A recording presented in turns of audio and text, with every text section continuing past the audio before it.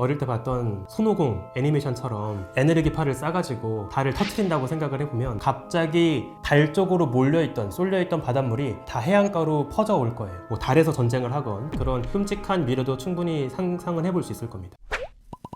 안녕하세요. 연세대학교 은하진화연구센터에서 은하들의 충돌과 진화를 함께 연구하고 있는 우주먼지 지웅배입니다. 사실 아폴로 미션을 사기다 라고 주장하시는 많은 분들이 이제 제일 빠지지 않고 제기하는 의문이 하나 있습니다. 그 옛날에 기술이 부족했을 때도 달에 갔는데 왜 그 이후에 달에 가지 않느냐, 이것이야말로 아폴로가 조작이라는 증거다, 이렇게들 이야기를 하시거든요. 근데 사실 그거는 저 역시 참 안타까운 일이지만 과거와 달리 지금은 이성의 시대가 되었기 때문입니다. 아폴로 미션 자체가 실현될 수 있었던 가장 큰 배경은 그 당시의 냉전이거든요. 이제 소련과 미국이 우주를 누가 먼저 점령하느냐를 두고 엄청 치열하게 갈등을 합니다. 사실 그 옛날도 그렇고요, 지금도 그렇고요, 사람을 달에 보내겠다는 건 정말 막대한 예산이 들어가는 일입니다. 그런데 그 당시에는 딱 하나, 우리가 소련보다 먼저 사람을 달에 보내야 합니다라는 슬로건 하나면 모든 시민들이 그 막대한 세금이 우주 개발에 들어가는 것을 동의해 주었던 거예요. 지금과 달리 이성의 시대가 아니었기 때문에, 광란의 시대였기 때문에 아이러니하게도 그 비싼 비용을 들여가면서까지 사람을 보내도 된다라고 생각을 했던 겁니다. 그런데 그렇게 사람을 보냈지만 정작 달에 가보니까 그 당시에는 별로 재미를 못 봤어요. 물론 달에 먼저 가서 깃발도 꽂고 소련의 자존심을 구기게 만들기도 했죠. 하지만 과학적으로 봤을 때 달에 사람이 가서 보니까 별로 재미가 없는 노잼 천체인 거예요. 그냥 돌멩이 몇 개 있고 딱히 당장 쓸 수 있는 자원도 별로 없는 것 같고, 계속 사람을 굳이 우리가 비싼 돈 들여가며 보내야 할 이유가 있을까, 이제 이런 고민을 하게 되는 거죠. 특히나 이제 1969년도에 아폴로 11호가 가고 12호가 가고 13호가 가다가 사고가 나서 돌아왔고 14호, 15호, 16호, 17호까지 성공을 합니다. 그러니까 총 7번의 시도 중에 6번 성공을 했던 거죠. 근데 17호 때까지 성공을 하면서 조금씩 미국 국민들의 여론도 바뀌는 거예요. 그 이전에는 소련보다 무조건 먼저 달에 가야 돼, 이 돈 들여서라도 우리가 소련보다 먼저 달에 가야 돼 라는 게 동의가 됐지만, 점점 이성의 시대가 되고 이미 이제 소련보다 우위를 선점하게 되니까 굳이 계속해서 비싼 돈 들여가며 가야 할 필요성이 없어지게 되는 거죠. 근데 이제 다시 우리가 최근 들어서 나사에서 아르테미스 미션을 비롯해서 사람을 다시 달에 보내겠다는 계획을 준비를 해 나가고 있죠. 그 배경엔 크게 두 가지가 있다고 요약할 수 있습니다. 우선 하나는 21세기 버전의 우주 냉전이 다시 시작이 된 거예요. 과거에는 소련과 미국의 경쟁이었다면 이제는 새로운 우주 굴기로 무장한 중국과 미국의 우주 경쟁인 거죠. 최근에 중국도 굉장히 공격적으로 달에도 탐사 로봇을 보내고 화성에도 보내고 또 자국이 직접 운영하는 독자적인 우주 정거장도 만들고 있고요. 이처럼 이제 미국과 별개로 자신만의 우주 개발을 꽤 잘 해나가고 있습니다. 그래서 이런 중국의 엄청난 성장을 보고 미국도 다시 이제 불똥이 떨어졌다고 생각을 한 거예요. 그래서 다시 원래 자기가 갖고 있던 1등의 자리를 선점하기 위해서 인류를, 미국인을 달에 보내겠다는 계획을 준비하게 된 겁니다. 그리고 또 다른 배경은 최근 들어서 이제 발견되고 있는 달에 있는 자원 때문이라고 볼 수 있어요. 이제 아폴로 우주인들이 달에 가서 뭘 발견하게 되냐면, 달에서 이제 굉장히 많은 암석들을 갖고 오게 되는데, 달의 암석 표면에 아주 신비한 물질이 있었습니다. 헬륨3라고 하는 자원인데요. 이게 이제 뭔지 잠깐 설명을 드리면, 태양은 지금도 우주공간 사방으로 항성풍을 토해내고 있습니다. 이 항성풍은 굉장히 다양한 원소, 이온화된 원자들을 품고 있는데 그 중에 하나가 이제 헬륨3라고 하는 애예요. 이 헬륨3가 지구에 없는 이유가 뭐냐면, 지구 같은 경우에는 굉장히 강력한 자기장으로 둘러싸여 있거든요. 이 자기장은 태양풍이 지구 표면에 오지 못하도록 막아주는 일종의 방어막, 쉴드의 역할을 하고 있습니다. 그래서 우리가 안전하게 이제 지구에 살 수 있는 거죠. 근데 달은 지구와 다르게 이런 강력한 자기장 보호막이 없습니다. 그래서 태양에서 불어나온 태양풍 입자들이 그대로 오랜 시간 달 표면에 쌓이고 쌓이는 거예요. 그래서 태양풍과 함께 불어나온 이 헬륨3라는 성분도 지금껏 달 표면에 많이 쌓이게 되는 거죠. 근데 이 헬륨3가 이제 중요해진 이유가 뭐냐면, 헬륨3는 앞으로 인류가 지상에서 핵 융합을 할 때 쓸 수 있는 굉장히 좋은 연료로 추정이 되고 있기 때문입니다. 그동안엔 보통 어떤 재료를 많이 고려를 했냐면, 중수소와 삼중수소라고 하는 애들을 써가지고 핵 융합을 하려고 했어요. 다만 이제 문제가, 삼중수소는 지구에서도 구하기가 조금 까다로운 물질이기도 하고요. 또 최근에 우리가 그 뉴스에서 많이 들어보셨겠지만, 삼중수소는 인체에 바로 들어가면 조금 해로울 수도 있다라는 문제가 있기도 합니다. 그런데 최근에 달에서 발견된 헬륨3를 활용할 수 있다면 기존의 수소를 쓴 핵융합보다 훨씬 많은 에너지를 만들 수 있습니다. 훨씬 효과적인 에너지 발전 방식이 되는 거죠.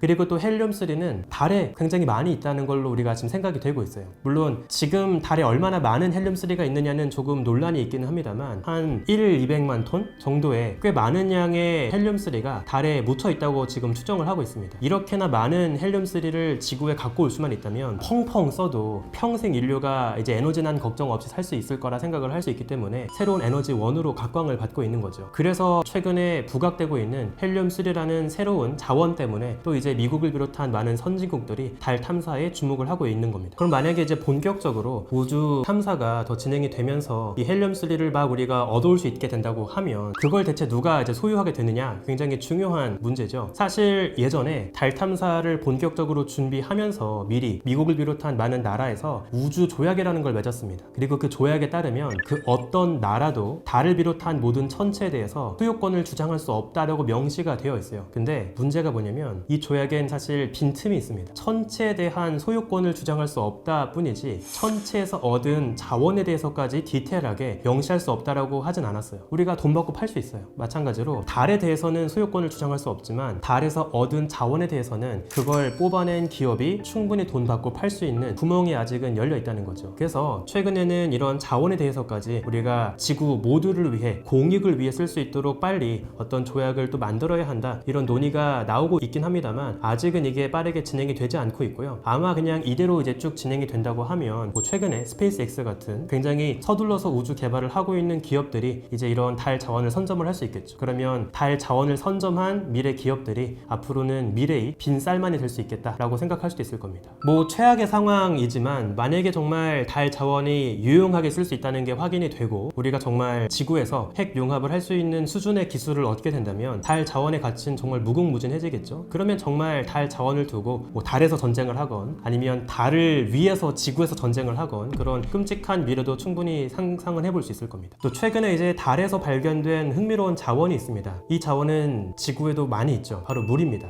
얼핏 생각하면 달은 메마른 회색빛의 암석으로만 이루어진 세계 같아요. 그리고 대기권도 없고 중력도 약하니까 당연히 지구같이 넓은 바다란 게 없을 겁니다. 그런데 놀랍게도 최근 탐사를 보면 달에서도 물이 존재하고 있습니다. 이제 어디에서 많이 물이 있냐면 달에는 크레이터가 있죠. 그 운석 충돌로 생긴 크레이터가 있는데 특히 달의 남극이나 북극에 가면 지구도 그렇지만 극지방으로 가면 태양의 고도가 낮습니다. 그럼 태양은 계속 지평선에 낮게 걸린 채 비스듬하게 태양빛이 들어오는 거죠. 근데 크레이터는 땅 아래로 깊숙하게 뚫린 구덩이에요. 그러면 그 구덩이 속에 낮게 깔린 태양빛이 들어오지 않는 음영지역이 생깁니다. 그러면 1년 내내 아무리 태양이 빙글빙글 돌아도 달의 크레이터 속으로 빛이 비추지 않는 그림자진 지역이 생기겠죠. 그 빛이 들어오지 않는 영역 속에 물이 얼어있다는 겁니다. 많은 천문학자들이 최근에 달 주변을 빙글빙글 도는 탐사선들이나 여러 궤도선들을 통해서 달 크레이터 속에 얼어있는 물의 존재를 확인을 했거든요. 달에 얼어있는 물의 양이 얼마나 많은지를 우리가 현재 추정을 해보면 달의 극지방 안에만 한 6억 톤가량의 물이 있는 것 같습니다. 이게 얼마나 많은 물이냐면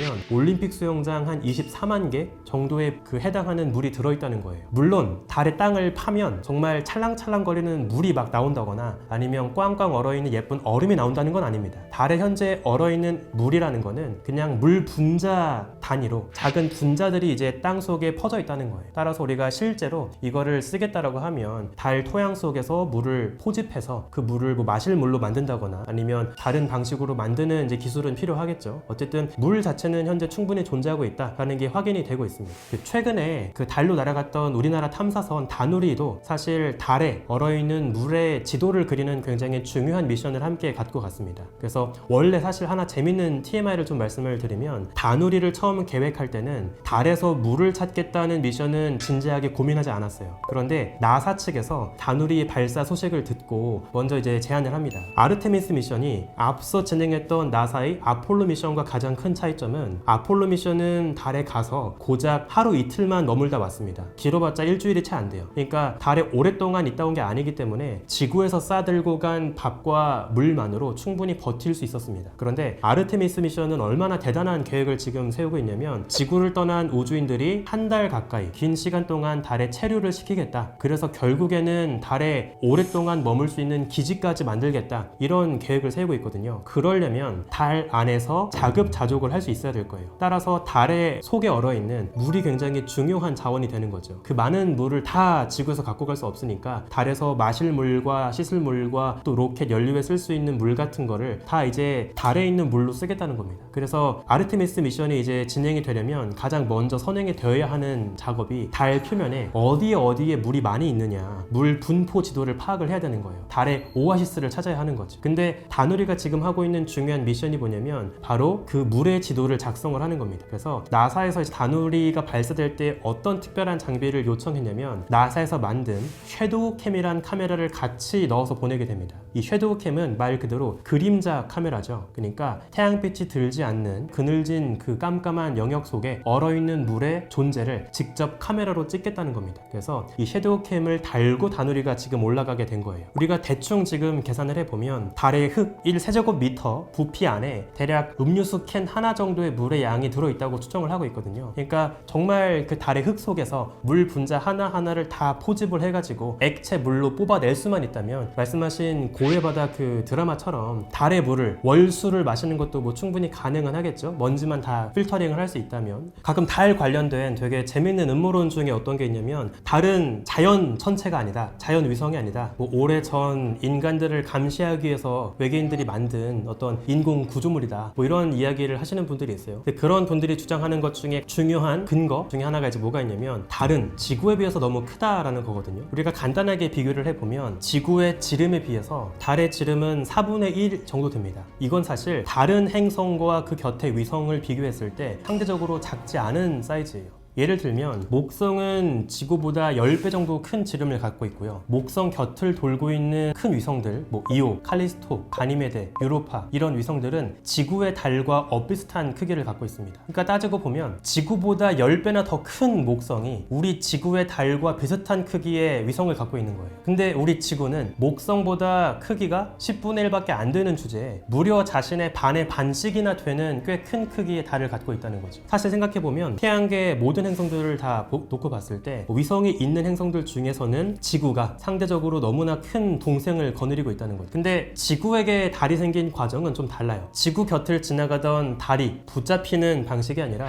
오래전 지구 곁에 또 다른 커다란 행성이 충돌했습니다. 우리가 오래전에 지구에게 부딪힌 것으로 추정되는 한 화성 정도 되는 사이즈의 고대 행성을 뭐라고 부르냐면 신화 속의 달, 여신의 어머니 이름에 해당하는 테이아라고 부르거든요. 이 우리가 테이아라고 부르는 고대 행성체가 한 45억 년 전쯤에 지구와 충돌했고, 그때 지구의 내부의 물질 일부와 부서진 테이아 파편들이 지구 주변을 떠돌게 된 거죠. 그리고 그렇게 떠돌던 물질들이 빠른 속도로 지구 주변에 반죽되면서 빙글빙글 돌게 되었고 지금의 커다란 달이 되었을 거다라고 추정을 하고 있습니다. 그래서 보통은 커다란 행성 주변에서는 지나가던 소행성이 붙잡히거나 걔네가 부서져서 위성이 되었다면, 참 독특하게도 이 지구 곁은 거대한 충돌이 있었고 그 충돌 때문에 퍼져나간 파편이 모여서 지금의 달이 되었기 때문에 굉장히 부담스럽게 큰 달이 지금 있게 되었다고 볼 수 있는 거죠. 지구에서 벌어지고 있는 굉장히 많은 자연현상, 생체 현상들은 모두 다 달 덕분에 벌어지고 있거든요. 가장 단적인 예로 지구에서의 밀물과 썰물은 달 덕분에 벌어지고 있습니다. 지구의 바닷물을 달의 중력이 붙잡고 있죠. 그리고 달이 중력으로 지구의 바닷물을 붙잡은 채로 함께 빙글빙글 돌고 있기 때문에 지구에서 봤을 때 바닷물이 밀려왔다가 빠져나갔다 하는 밀물과 썰물이 주기적으로 벌어지고 있는 겁니다. 그런데 만약에 달이 없어졌다고 하면 이 바닷물을 붙잡고 있던 달의 중력이 없어지는 거니까 갑자기 달 쪽으로 몰려있던, 쏠려있던 바닷물이 다 해안가로 퍼져올 거예요. 그러면 굉장히 거대한 해일이 해안가로 밀려올 수도 있습니다. 그리고 또 지구가 살짝 자전축이 기울어진 채 예쁘게 빙글빙글 자전을 하고 있는데, 그렇게 안정적으로 자전축이 유지가 될 수 있는 이유도 이 지구를 또 붙잡고 있는 달의 중력 덕분이거든요. 근데 만약에 달이 없어졌다? 그러면 지구의 자전축도 마치 쓰러지기 시작하는 팽이처럼 더 격렬하게 빙글빙글 돌기 시작을 할 겁니다. 그러면 자전축도 더 심하게 뒤틀리고 기울어지기 시작을 할 거고 계절 변화가 더 급격하게 나타나기 시작을 하겠죠. 그러면 지구의 기후도 굉장히 격렬하게 변하게 될 겁니다. 그래서 달이 얼핏 보면 별로 하는 역할이 없는 것 같지만 만약에 달이 없어진다라고 하면 지구 생태계는 다 이제 사라진다고 볼 수 있는 거죠. 어릴 때 봤던 손오공 애니메이션처럼 에네르기파를 쏴가지고 달을 터트린다고 생각을 해보면 당연히 그 파편들 중에 일부는 지구로 날아올 수도 있습니다. 그러면 그 모든 것들이 이제 지구에 쏟아지면서 뭐 끔찍한 운석 충돌, 또 걔네가 쏟아지면서 지구의 대기권도 또 뜨거워지고 이런 부수적인 현상들이 당연히 벌어지게 되겠죠.